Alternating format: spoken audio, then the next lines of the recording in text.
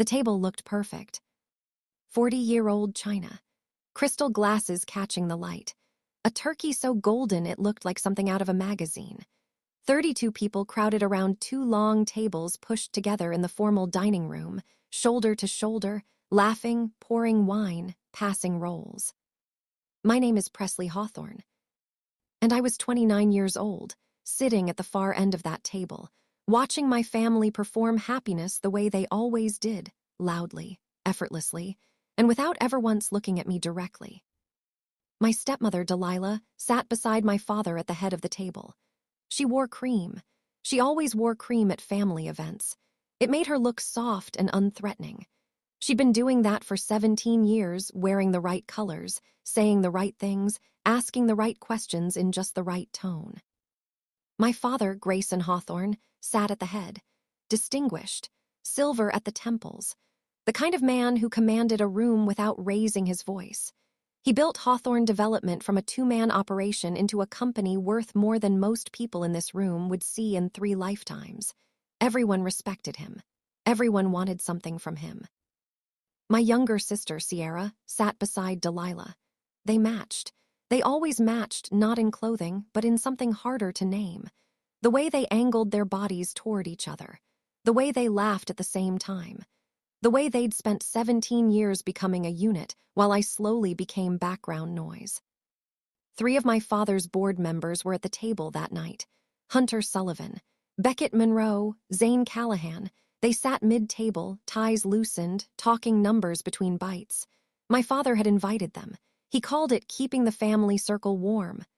I called it what it actually was, witnesses. I just didn't know, yet, what he was planning to make them witness. Dessert hadn't been served. My father set down his wine glass. He stood up. The room quieted the way rooms quiet when Grayson Hawthorne stands up. Not because anyone asked them to, but because he had that kind of gravity. He looked down the table, past Hunter, past Beckett, past the rolls and the gravy and the crystal. He looked straight at me. And then he said it. I'm done pretending she's my child. Silence. Not the soft, polite silence of a room waiting for a punchline. The hard silence of a room that just watched something irreversible happen. My aunt whispered, "What?" so quietly it barely registered. A fork clicked against a plate. My hands were under the table. They were trembling, not from fear, from something else, something cold and ancient that lived in my chest and had been waiting a very long time for exactly this moment. I smiled. I stood up slowly. "If you're being truthful tonight," I said, keeping my voice even, "then let's all be completely truthful." And I walked to the hallway closet. Every step was deliberate. My father's smile, that small, satisfied smile he had put on when he stood up, began to fade. Because he didn't know about the box. He didn't know that my grandmother, Willow Hawthorne, had spent the last years of her life making sure that if this night ever came, I would not be standing in that hallway empty-handed. I reached the closet, opened the door, pushed past winter coats. And there it was, on the top shelf, exactly where she told me it would be. A small old wooden box, worn at the edges, smelling faintly of cedar and something older, her handwriting on the inside lid in faded ink, for Presley, when it's time. It was time. Rewind 19 years. I was 10 years old when my mother died. Her name was Charlotte. She was quiet, warm, and she smelled like vanilla extract and something floral I could never name. She died of a brain aneurysm on a Tuesday morning in October, while I was at school learning long division. By the time my teacher pulled me out of class, she was already gone. My father grieved in the way powerful men often grieve, by working. He threw himself into Hawthorne Development. He stayed at the office until 10 at night. He came home, kissed my forehead, and disappeared into his study. He was present but not there. I learned to heat soup on the stove by myself. I learned to sign my own permission slips in handwriting that looked enough like his. 6 months after my mother died, Delilah Barrett appeared. She was a consultant hired by my father's firm. She had honey-colored hair, careful eyes, and a laugh that sounded genuine until you heard it often enough to notice that it never surprised her. Nothing Delilah did ever surprised her. Everything she did was the product of a decision made quietly, in advance. She was patient with me at first, attentive. She brought me small gifts. She asked about my drawings, my schoolwork, my friends. She listened with her whole face, nodding in all the right places. My father noticed how kind she was to me. I think that was the point. They married 14 months after my mother passed. I was 12. 2 years later, Sierra was born. And the air in the house changed. It didn't happen all at once. It never does with someone like Delilah. It was a slow adjustment, like a thermostat being turned down 1 degree at a time. By the time you notice it's cold, you've already forgotten what warm felt like. The first thing I noticed was the photographs. My mother's photos, the ones that had lived on the mantle, on the hallway wall, on the bookshelf in the living room, began disappearing. Not all at once. One here, one there. They were replaced gradually with pictures of Delilah and my father, then with Sierra's baby photos, then with family portraits where my mother was simply absent. I asked my father about it once. He said, we needed to update things, move forward. I was 13. I didn't have the language yet for what I was watching happen. The second thing I noticed was the comparison game. Delilah never played it loudly. She was far too careful for that. She played it in questions. She doesn't quite look like you, does she, Grayson? Isn't it strange how different her features are from Sierra's? I'm sure it means nothing. It's probably just me. She planted those questions the way you plant seeds, casually, without ceremony, and then she walked away and let them grow on their own. She never accused. She wondered. And my father, grieving, working, distracted, heard those questions and slowly, without realizing it, began to answer them in his own mind. His distance from me grew so gradually that by the time I was 16, it felt normal. It felt like the way things had always been. He didn't stop loving me, exactly. But he stopped seeing me the way a father sees a daughter. He saw me the way you see furniture you've had so long you no longer notice it. My achievements were acknowledged, never celebrated. My sister's smallest victories became dinner table events. When I got a full academic scholarship to the state university, my father nodded and said, "Good work." When Sierra won a spelling bee at age 9, Delilah organized a dinner, 30 people, catered, a cake with Sierra's name in gold fondant. I started keeping a journal, not of feelings, of facts, dates, conversations, patterns. I didn't know why I was doing it at the time. I told myself it was just habit. Looking back, some part of me understood that what was happening in that house would eventually need to be proven. I was observing. And I was waiting for something I couldn't yet name. By the time I was in college, the whispering had gone beyond our walls. I came home for Christmas my sophomore year and noticed it immediately. The way my Uncle Marcus shifted in his chair when I walked into the room. The way my father's older sister, Aunt Rosalind, looked at me with an expression I could only describe as careful, like she was trying not to say something. Delilah had been working. I pieced it together over time. A comment here, a redirect there. She had spent years quietly circulating doubt through the extended family the same way she circulated it at home. Not accusations, never accusations, just questions, just expressions of concern delivered with a soft voice and a furrowed brow. Have you ever noticed how different Presley is from the rest of the family? I've always thought it was strange, but I never wanted to say anything. Grayson doesn't see it because he's her father, but we're outside it.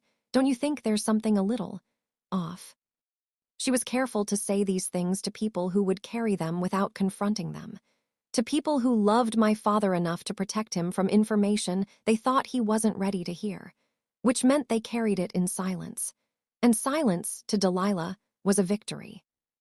My father stopped calling me his daughter in public conversations. Not overnight, not dramatically, but the language shifted. He introduced me as Presley instead of my daughter Presley. Small, deniable, easy to dismiss as a quirk of phrasing if anyone noticed. Almost no one noticed. I noticed everything. Sierra, for her part, was not cruel to me. She was something harder to navigate than cruelty. She was indifferent with kindness. She knew the imbalance existed. She moved through our childhood and into adulthood without ever once questioning why her college condo was paid for outright while I graduated with debt. Without ever asking why her internship came through a phone call from my father's office while I sent out 47 applications. She didn't take from me aggressively. She just never asked questions that might have cost her anything. Silence is comfortable when it's working in your favor. I didn't hate Sierra. I understood her. What I didn't understand, yet, was what Delilah was doing with money. A family trust had been established by my grandmother, Willow Hawthorne, before I was born. It was meant for my education and future. I'd known about it vaguely for years, but when I graduated and went to access a portion of it, the amount was significantly smaller than my grandmother had ever indicated it should be. My father's explanation was vague. Market adjustments, administrative fees, these things fluctuate. I didn't push, not then. But I wrote it down. Date, amount, his exact words. And I kept the page. My grandmother, Willow Hawthorne, was the kind of woman who said very little but saw everything. She was 81 years old when I was 25, and she had lived long enough to watch people reveal themselves without knowing they were being watched. She'd built her own life on observation and patience. She once told me, "Truth doesn't argue, it waits." I was young when she said it. I didn't fully understand it. But I kept it. Willow never said anything directly critical about Delilah. Not to me, not in any conversation I heard. But she watched Delilah with the same quiet attention she gave to everything, and she came to her own conclusions long before anyone else in the family was willing to. She acted on those conclusions privately. The first thing she did was reach out to the family attorney, Cole Whitaker, about the trust. She reviewed the statements herself. What she found was small enough to be disguised as administrative errors, but deliberate enough, when you laid the transactions side by side, to form a pattern. Small withdrawals routed through a consulting firm, a firm registered to a Knox Barrett, Delilah's brother. Nothing that would immediately catch a casual eye. Everything that would catch a careful one. Willow documented it. She made copies. She sealed them. The second thing she did was arrange a DNA test. She did this without telling anyone, not me, not my father, not even Cole Whitaker. She used stored medical samples from a routine hospital visit Grayson, and I had both made years prior. She found a laboratory that produced legally certified results. She paid for it herself. The result came back definitive. Probability of paternity, 99.997%. Grayson Hawthorne was my biological father. Whatever Delilah had been planting in his mind, all those years was built entirely on fabrication. Willow sealed that document too. The third thing she did was amend her estate plan. Deep within the restructured documents, Cole Whitaker helped her insert a conditional clause. If Presley Hawthorne's paternity was ever publicly disputed by any immediate family member, controlling shares of Hawthorne Development would transfer to Presley immediately, pending verification of the DNA result already on file. She'd built a trap, a very patient, very legal trap. She put everything into a small, cedar-lined wooden box. She brought it to me one afternoon when I was 26, about a year before she passed. She set it on the kitchen table between us and looked at me with those steady eyes that missed nothing. "Don't go looking for trouble," she said. "But if trouble comes to you, that's where your answer is." She pointed to the box. "Only open it if someone tries to erase you." I held the box for a long time that afternoon. I thought about opening it right then. I almost did. But I trusted her. I put the box in the hallway closet, behind the winter coats on the top shelf. And I waited. She died 8 months later. For 3 years after that, the box stayed right where I'd put it, untouched, waiting. The way Willow always said truth waited, quietly, without urgency, until it absolutely could not be ignored. Thanksgiving came. And Trouble stood up and made a speech. The days leading up to that Thanksgiving were different, and I felt it before I could explain it. My father had called me 2 weeks prior and personally confirmed I was coming. That was unusual. He didn't typically call to confirm. He sent a group text like everyone else. The personal call had a weight to it, a formality that felt staged, like he was making sure a specific piece was in place. When I arrived at the house the Wednesday before Thanksgiving, the energy was tightly wound. Delilah moved through the kitchen with the controlled efficiency of someone running a project, not cooking a meal. She greeted me with a hug that lasted exactly long enough to seem warm. Sierra was setting the table and looked up at me with an expression I couldn't fully read, something between guilt and resignation, settled so deep it might have been there for years. The board members arrived Thanksgiving morning. Hunter Sullivan, Beckett Monroe, Zane Callahan. My father explained their presence the same way he always did. Business relationships extended into family warmth. Normal, casual. I watched Delilah greet them. She knew each of their names without being introduced. She asked Hunter about his son's soccer season. She asked Beckett about his recent trip to Edinburgh. She had done her research. She was prepared. That told me everything. The dinner began beautifully. The food was extraordinary. The conversation was easy and warm. Extended family arrived in waves: aunts, uncles, cousins, my father's oldest friends. 32 people total by the time everyone found their seats. I watched Delilah glance at my father 3 times during the main course. Small glances, the kind that communicate a timeline. The 3rd time, he nodded almost imperceptibly. My hand moved under the table and pressed flat against my thigh. Steady. I had put the wooden box back in the hallway closet that morning before anyone else woke up. I'd held it for a moment, turned it over in my hands. Then I'd placed it exactly where Willow left it and walked back to my room. I was ready. Dessert hadn't arrived yet when my father set down his wine glass. He stood up. The room quieted instantly. He looked down the table at me. "I've been carrying something for a long time," he said, his voice carrying the careful gravity of a prepared speech. "And I think this family deserves honesty." I watched the board members shift slightly, watched Delilah fold her hands in her lap. "I'm done pretending she's my child." My aunt's fork hit her plate.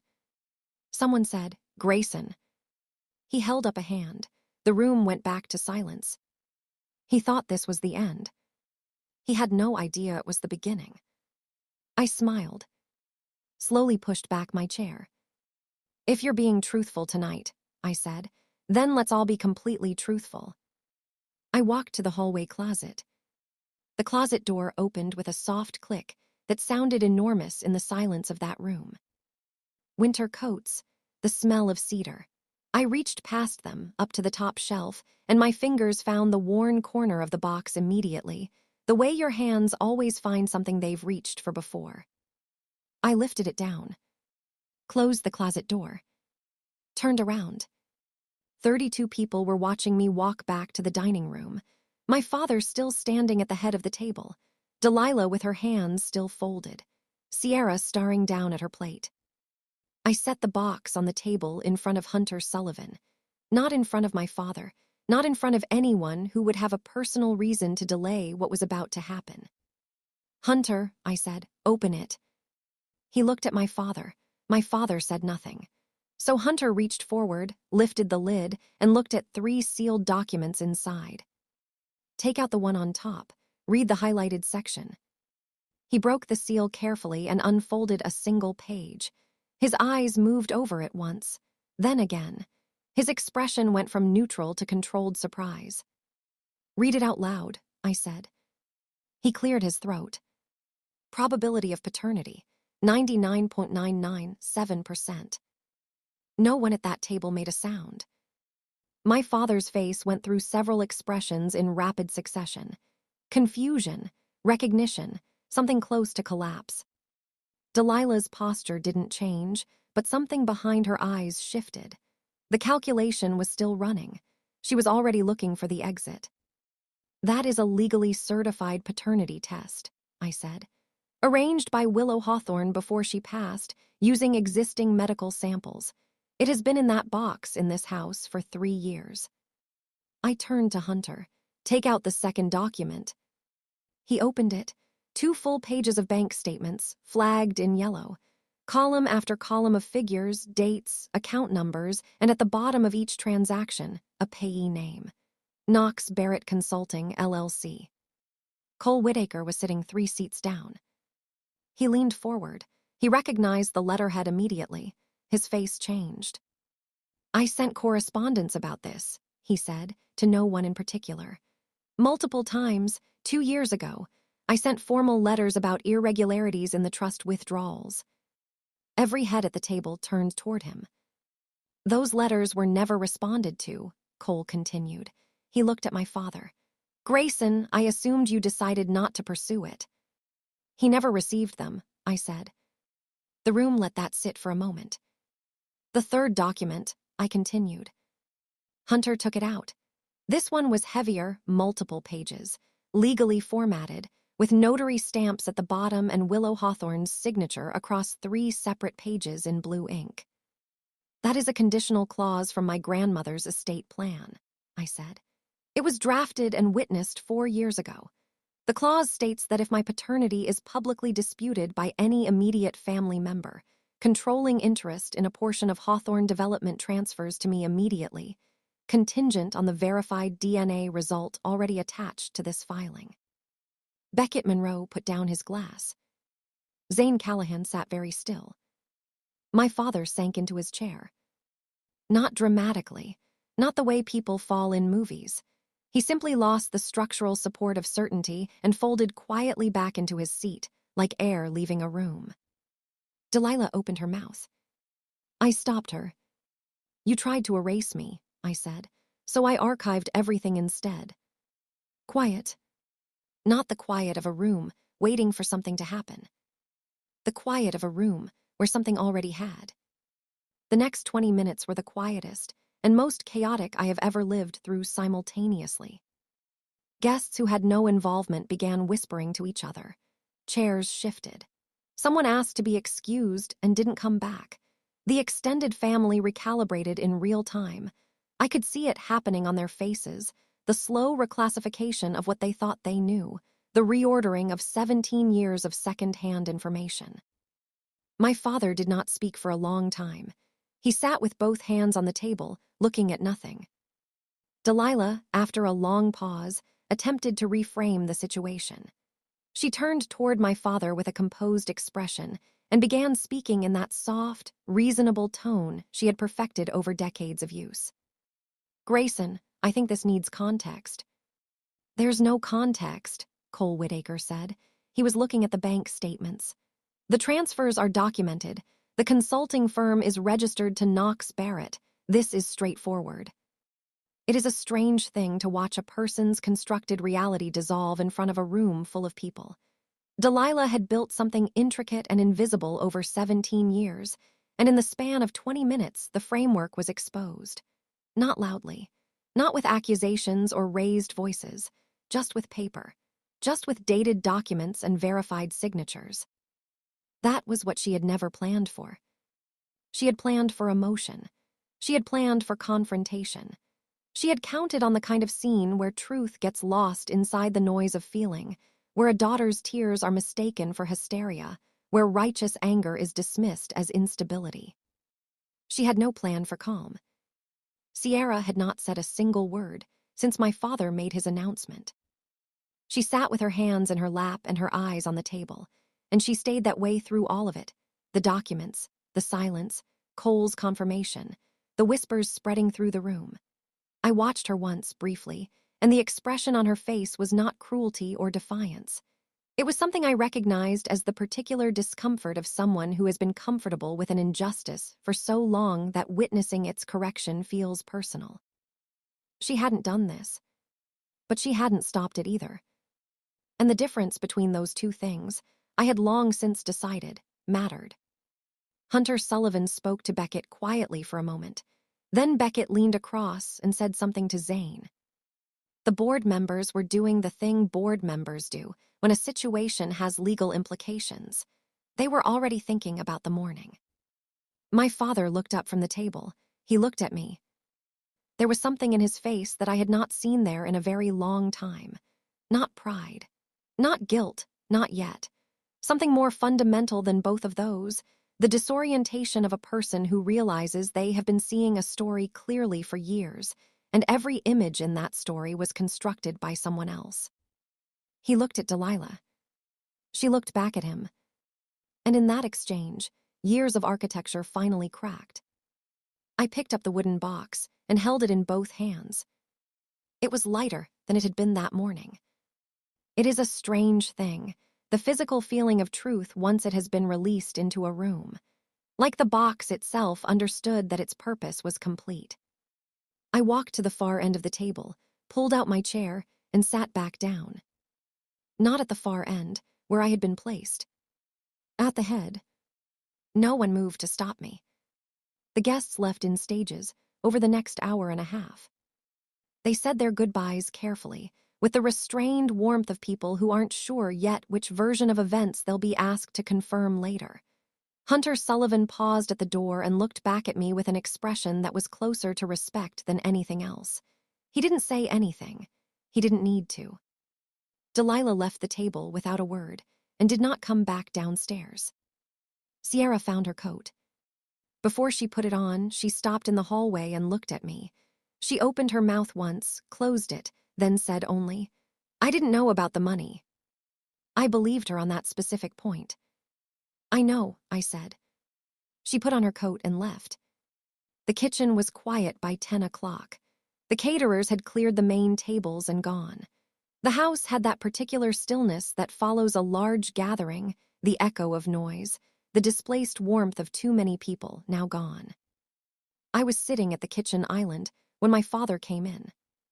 He was carrying his wine glass, though it had been empty for at least an hour. He set it down on the counter and stood across from me. He looked older than he had at dinner.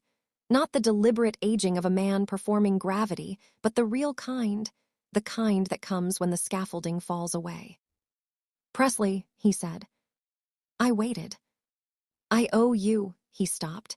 "There are things I should have," he stopped again.